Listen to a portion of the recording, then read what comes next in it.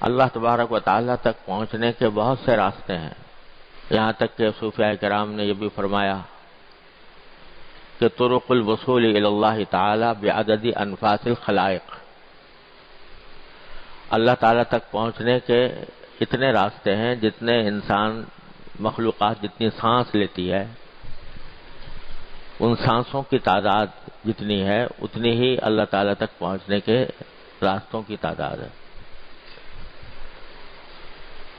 کیا مطلب ہے اس کا وہ اس وقت موضوع نہیں ہے، لیکن بہرحال اللہ تعالیٰ تک پہنچنے کے راستے مختلف ہیں۔ اور آپ نے سنا ہوگا کہ صوفیاء کرام کے ہاں جب کوئی شخص اللہ تبارک و تعالیٰ تک پہنچنے کے لیے اپنی اصلاح کے لیے جاتا تھا تو لمبی لمبی ریاضتیں مجاہدے کرائے جاتے تھے، بڑے لمبے لمبے مجاہدے کرائے جاتے تھے، بڑے واقعات اس کے مشہور ہیں۔ لیکن ہمارے حضرات بزرگوں نے یہ فرمایا، خاص طور سے حضرت گنگوہی رحمۃ اللہ علیہ،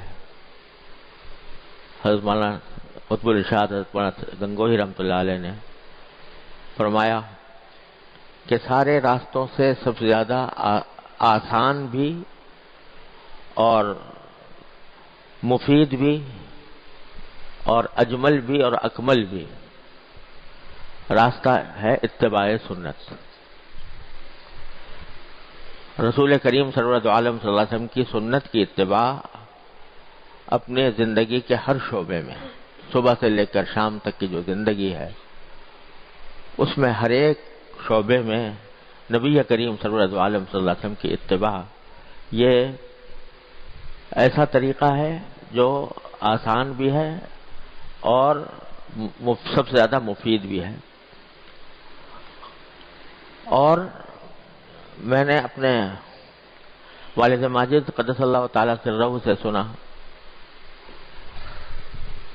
اور انہوں نے بھی اپنے کسی بزرگ کے حوالے سے بیان فرمایا کہ اس طریقے میں فائدہ یہ ہے کہ جب اس طریقے پر بندہ چلتا ہے تو اللہ تبارک و تعالیٰ خود کھینچ لیتے ہیں اس کو، اس میں جذب کی صلاحیت ہے۔ ایک ہوتا ہے سلوک اور ایک ہوتا ہے جذب۔ سلوک یہ ہے کہ آدمی چلتا جائے چلتا جائے چلتا جائے منزل کی طرف راستہ قطع کرتا جائے۔ ایک یہ ہے کہ جس منزل کی طرف جا رہا ہے اللہ تبارک و تعالیٰ کے پاس پہنچنا چاہتا ہے تو وہاں سے اس کو خود کھینچ لیا جائے۔ اللہ یجتبی الیہ من یشاء، اللہ تبارک و تعالیٰ اپنی طرف کھینچ لیتے ہیں۔ اس میں جذب کی صفت ہے اتباع سنت میں۔ کیوں؟ اس لیے کہ حضور نبی کریم سرورت عالم صلی اللہ علیہ وسلم اللہ تبارک و تعالیٰ کے محبوب ہیں، اللہ تبارک و تعالیٰ کے محبوب ہیں، اور محبوب کی ادا، محبوب کی خاصیت یہ ہوتی ہے کہ جو اس سے محبت کرنے والا ہوتا ہے وہ اس کو اپنی طرف کھینچتا ہے۔ تو اتباع سنت سے محبت پیدا ہوتی ہے۔ یحببکم اللہ، اللہ تبارک و تعالیٰ سے اگر محبت رکھتے ہو تو اتباع کرو نبی کریم صلی اللہ علیہ وسلم کی، تو یحببکم اللہ، اللہ تمہارے سے محبت کرے گا۔ تم کیا کرو گے محبت اللہ سے؟ اللہ تم سے محبت کرے گا۔ یحببکم اللہ، تو جب اللہ محبت کرے گا تو محبت کرے گا تو اپنے پاس نہیں بلائے گا۔ ہونا تو یہ ہو چاہیے کہ ہم محب ہوں وہ محبوب ہو، ہم محبت کرنے والے ہوں وہ محبوب ہو، لیکن اتباع سنت کے نتیجے میں وہ محب بن جاتے ہیں، ہم محبوب بن جاتے ہیں۔ اتبعونی یحببکم اللہ، تو جب اتباع کر رہے ہوں گے تو اس وقت اللہ تبارک و تعالی محبت فرمائیں گے، تم محبوب بن جاؤ گے، اور محب جو ہوتا ہے وہ اپنے محبوب کو اپنے پاس کھینچتا ہے۔ لہذا اتباع سنت وہ راستہ ہے جس میں اللہ تبارک و تعالیٰ خود اپنی طرف کھینچ لیتے ہیں. اور سنت جس قسم کی بھی ہو، چھوٹی ہو بڑی ہو، دیکھنے میں معمولی معلوم ہو رہی ہو، لیکن جب بندہ نبی کریم سرور دو عالم صلی اللہ علیہ وسلم کی سنت کی اتباع کی نیت سے وہ عمل کرتا ہے، چاہے وہ کتنا ہی چھوٹا نظر آ رہا ہو، تو یحببکم اللہ کا اثر ضرور متحقق ہوگا. میرے شیخ حضرت عارفی قدس اللہ تعالی سرہ وہ فرمایا کرتے تھے کہ جس وقت تم فرض کرو بیت الخلاء میں داخل ہو رہے ہو اور اللہم انی اعوذ بک من الخبث والخبائث جو سنت ہے وہ دعا پڑھ کر اور پھر بایاں پاؤں اندر پہلے رکھ رہے ہو، اس لیے کہ سنت یہ ہے کہ بایاں پاؤں پہلے رکھا جائے.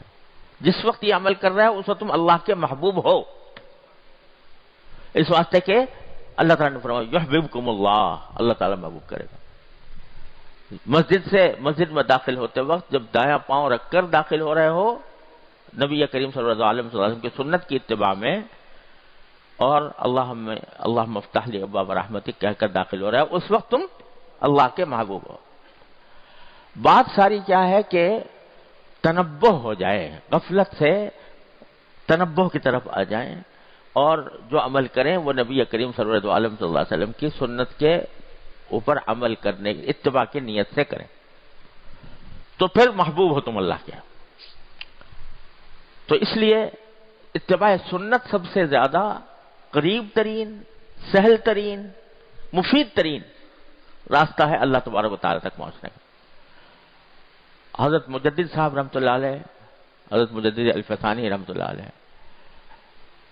فرماتے ہیں، میں نے اپنے شیخ سے بار بار سنا رحمہ اللہ تعالی، وہ فرماتے ہیں کہ میں نے الحمدللہ جتنے علوم ظاہر تھے ان سب کی تکمیل کی، حدیث فقہ تفسیر، حدیث فقہ، عقائد، کلام، جو کچھ بھی علوم ظاہر تھے سب پڑھے، اللہ نے اس میں مجھے کمال تک پہنچایا. پھر میں نے علوم باطن کی سیر کی اور جتنے تصوف کے سلسلے تھے ان سب کو دیکھا اور برتا، ان سے گزرا، یہاں تک کہ ایسی مقام پر پہنچا کہ لوگ اس کے سامنے کہوں، کوئی کہے گا کہ یہ زندیق ہو گیا، کوئی کہے گا کہ یہ ملحد ہو گیا. لیکن واقعہ یہ ہے کہ میں اس مقامات تک پہنچا، یہاں تک کہ ایک مرحلے پر مجھے یہ فرمایا انہوں نے کیونکہ خود مجھے نبی کریم سرور دو عالم صلی اللہ علیہ وسلم نے خلعت پہنایا.